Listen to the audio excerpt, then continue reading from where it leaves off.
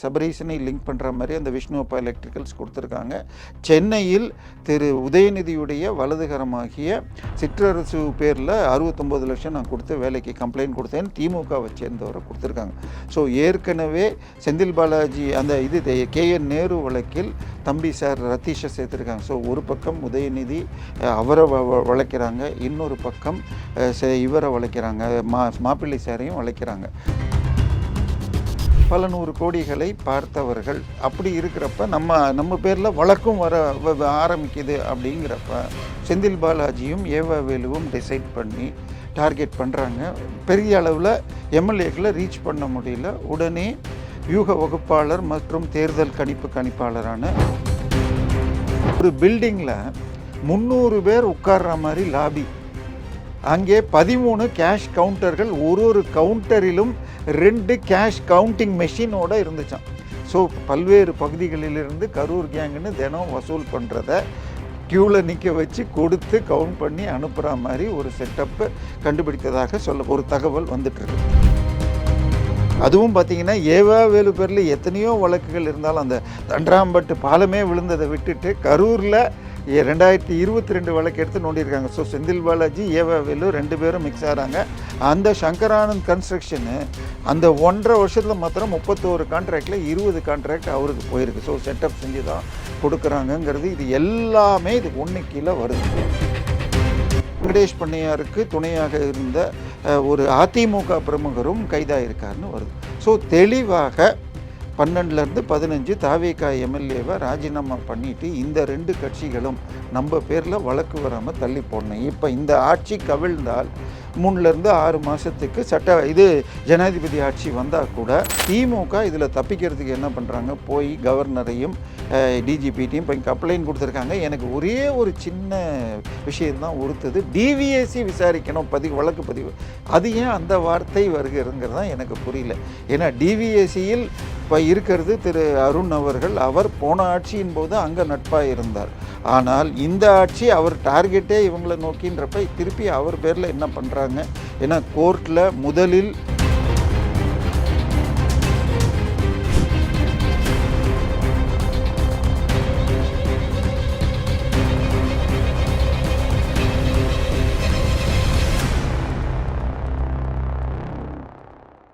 Real one உறவுகளே, நடுநிலையோடு பொறுப்புடன் செய்திகளை வழங்கி பல லட்சக்கணக்கான மக்களின் நம்பிக்கையை பெற்ற நமது சேனலின் வளர்ச்சிக்கு உங்கள் ஆதரவு தேவை. இந்த ஊடக பயணம் தொடர்ந்து வலுப்பெற திரையில் தெரியும் QR கோட் ஸ்கேன் செய்தோ அல்லது டிஸ்கிரிப்ஷனில் உள்ள வங்கி விவரங்கள் மூலம் உங்களால் முடிந்த அளவு சப்போர்ட் செய்யுங்கள். உங்கள் ஒவ்வொரு ஆதரவும் நமது குரலை இன்னும் பல லட்சம் பேரிடம் கொண்டு செல்ல உதவும்.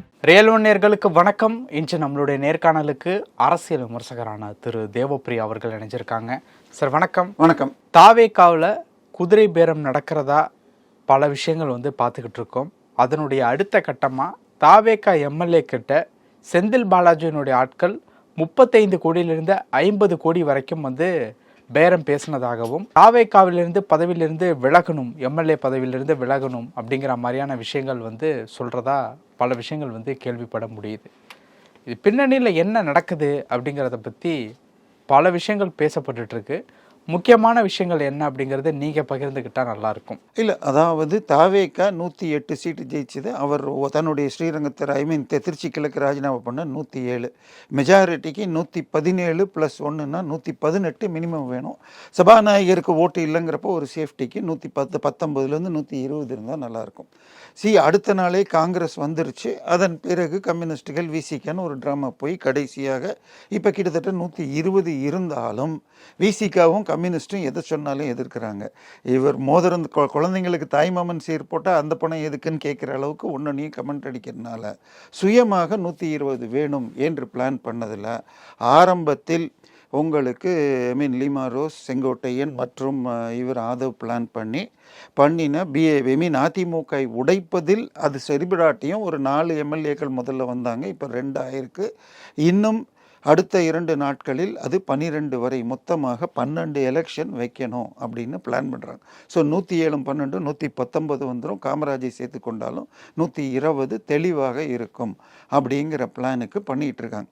சரி, இவங்க இப்படி பண்ணுனா நேற்றுக்கு வந்தவங்க இவனுங்க நம்ம முன்னாடி வந்த பசங்க நம்ம ஏன் சும்மா இருக்கணும் என்று நம்மக்கிட்ட ஒரு நாளைக்கு பல 100 கோடிகளை பார்த்தவர்கள் அப்படி இருக்கிறப்ப நம்ம பேரில் வழக்கும் ஆரம்பிக்குது அப்படிங்கிறப்ப செந்தில் பாலாஜியும் ஏவாவேலுவும் டிசைட் பண்ணி டார்கெட் பண்ணுறாங்க. பெரிய அளவில் எம்எல்ஏக்களை ரீச் பண்ண முடியல. உடனே வியூக வகுப்பாளர் மற்றும் தேர்தல் கணிப்பாளரான ஐபிடிஎஸ் திருநாவுக்கரசை பிடிச்சி, ஏன்னா அவர் தாவேகாவிற்கு வியூக வகுப்பு சில எம்எல்ஏ பண்ணியிருக்கிறதுனால அந்த லிங்க் மூலமாக அவரையும் அவர் மூலமாகவும் ட்ரை பண்ணியிருக்காங்க. ஸோ இதில் 25 எம்எல்ஏ ட்ரை பண்ணால் 12லேருந்து 15 வரும். இப்போ இன்னைக்கு 107ல் ஒரு 15 போயிடுச்சுன்னா ரஃப்லி 92 தான் இருக்கும். சரி, இன்னும் அதாவது விஜய் அவர்கள் நம்பிக்கை தீர்மானம் 13ஆம் தேதி ஜூன் மாதம் ஜெயிச்சார், மே மாதம். ஸோ அதிலிருந்து 6 மாதத்துக்கு நம்பிக்கை இல்லா தீர்மானம் கொண்டு வர முடியாது. ஆனால் சபாநாயகருக்கு எதிர்த்தாப்புல நம்பிக்கை இல்லா தீர்மானம் கொண்டு வரலாம், அல்லது பட்ஜெட்டை தோற்கடித்தாலும் ஆட்சிக்கு இந்த 2 நடந்தாலும் கவலலாம். ஸோ வருகின்ற சட்டமன்றத்தில் இந்த 15 பேர் போயிட்டாங்கன்னா சபாநாயகர் மீது நம்பிக்கை இல்லை, இன்னும் அந்த 4 பேர் டிஸ்குவாலிஃபிகேஷன் பண்ணல, இவங்களெல்லாம் ஏற்றுக்கிறார் கொடுத்தா அப்படிங்கிற மாதிரி ஏதோ ஒரு கண்டிஷனை சொல்லி அது கொண்டு வர்றப்ப இந்த 15 பேர் இல்லைன்னா அவர் தோத்துட்டா போயிடும். ஸோ இவங்க கணக்கில் 15 பேருக்கு 20ல் ஆரம்பித்து 35ல் நின்னாங்கன்னா 50 வரைக்கும் சில ஏரியான்னு சொல்கிறாங்க. சார், அங்கே போய் ரெய்டு பண்ண, அதாவது கரூரில் ரெய்டு பண்ண முன்னாடியே பல தடவை இடி ஐடி போனாலும் சக்தி மெஸ்ஸு, இந்த மெஸ்ஸு, கரூர் மெஸ் மற்றும் சங்கர் ஆனந்த் கன்ஸ்ட்ரக்ஷன் இந்த 3 பேர்கிட்ட போவாங்க. அதில் ஒரு இடத்தில் ஒரு பில்டிங்கில் 300 பேர் உட்கார்ற மாதிரி லாபி, அங்கே 13 கேஷ் கவுண்டர்கள், ஒரு கவுண்டரிலும் 2 கேஷ் கவுண்டிங் மெஷினோட இருந்துச்சான்.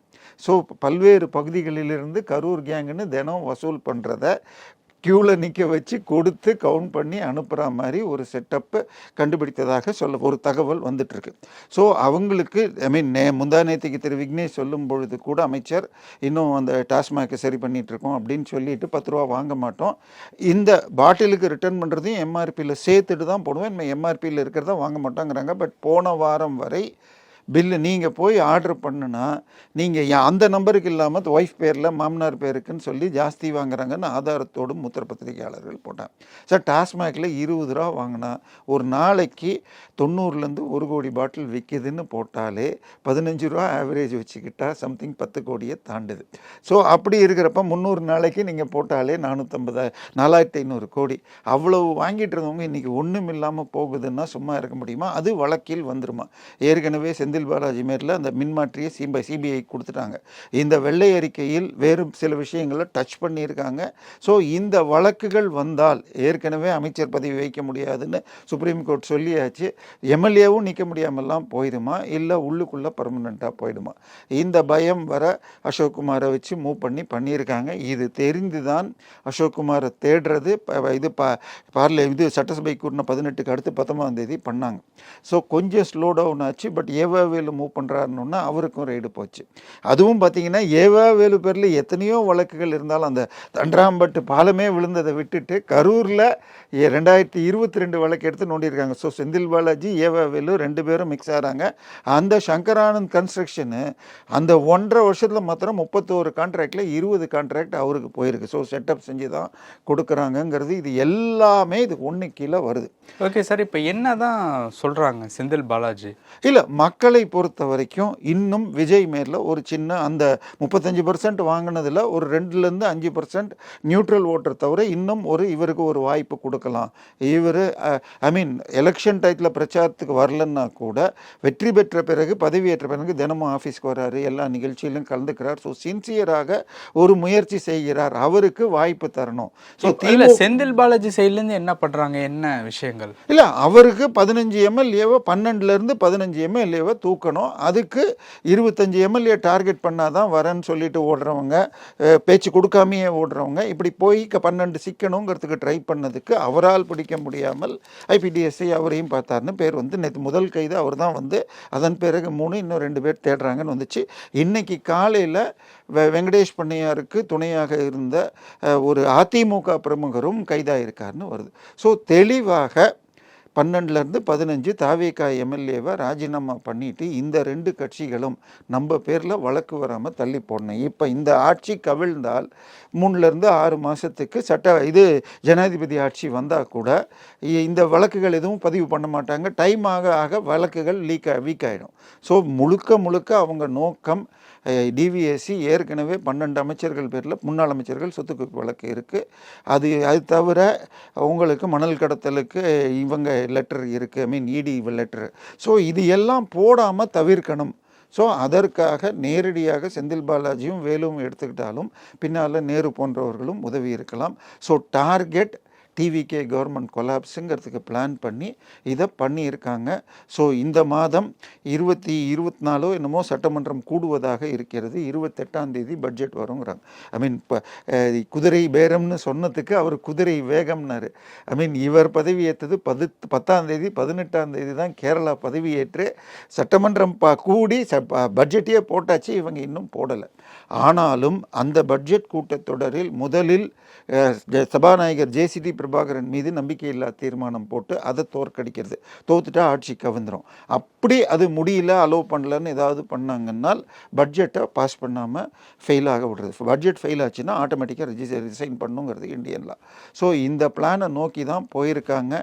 பல விஷயங்கள் கிடைத்திருக்கிறது. இது இல்லாமல் பல விஷயங்கள் கிடைச்சிருக்குன்னு எதை சொல்ல. ஸோ இது பல விஷயங்களை கொடு அப்படின்னு ஒரு பெரிய தகவல் ஓடிக்கிட்டு இருக்கு.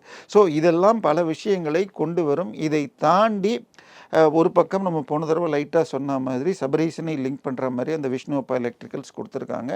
சென்னையில் திரு உதயநிதியுடைய வலதுகரமாகிய சிற்றரசு பேரில் 69 லட்சம் நான் கொடுத்து வேலைக்கு கம்ப்ளைண்ட் கொடுத்தேன், திமுகவை சேர்ந்தவரை கொடுத்துருக்காங்க. ஸோ ஏற்கனவே செந்தில் பாலாஜி அந்த KN நேரு வழக்கில் தம்பி சார் ரத்தீஷை சேர்த்துருக்காங்க. ஸோ ஒரு பக்கம் உதயநிதி அவரை வளைக்கிறாங்க, இன்னொரு பக்கம் இவரை வளைக்கிறாங்க, மாப்பிள்ளை சாரையும் வளைக்கிறாங்க. ஸோ இந்த முயற்சியில் ஏன்னா அதுக்கு தான் மாப்பிள்ளை சார் என்ன பண்ணார், ஒரு பெட்டிஷன் ஒரு இது அனுப்பிச்சார், வக்கீல் நோட்டீஸ். நேற்று தான் பார்த்தோம், டிஆர் பாலு போட்ட வக்கீல் நோட்டீஸை வாபஸ் வாங்கிட்டு போயிட்டார் அண்ணாமலைக்கு எதிராக. ஏன்னா அதில் அவர் கோர்ட்டில் மாட்டிக்கிட்டு சொன்னதெல்லாம், ஐயா உங்களுக்கு கப்பல் கம்பெனி இருக்குதா, இருக்குது 10 கப்பல் இருக்குதா, இல்லை 2 தான். அந்த 2க்கு யார்கிட்ட கடன் வாங்கினீங்க தெரியாது, உங்கள் மகன்து தெரியாது, அந்த கம்பெனி 1 ரூபா கூட வியாபாரம் பண்ணதா ஜிஎஸ்டியில் கணக்காட்டில் நான் உங்களுக்கு கடன் கொடுத்துருக்கு. நீங்கள் கால்ஸ் நிறுவனம் உங்களுதா தெரியாது, அந்த காரில் தான் இன்னைக்கு கோர்ட்டுக்கு வந்திருக்கீங்க, அப்படி எப்படி வந்தீங்க, இந்த மாதிரி எல்லாமே மாட்டிக்க திருப்பி வழக்கெல்லாம் யாரும் போட மாட்டாங்க. ஸோ தெளிவாக இவங்க பண்ணுறாங்க. திமுக இதில் தப்பிக்கிறதுக்கு என்ன பண்ணுறாங்க, போய் கவர்னரையும் டிஜிபிட்டையும் போய் கம்ப்ளைண்ட் கொடுத்துருக்காங்க. எனக்கு ஒரே ஒரு சின்ன விஷயந்தான் உறுத்துது, டிவிஎஸ்சி விசாரிக்கணும் வழக்கு பதிவு.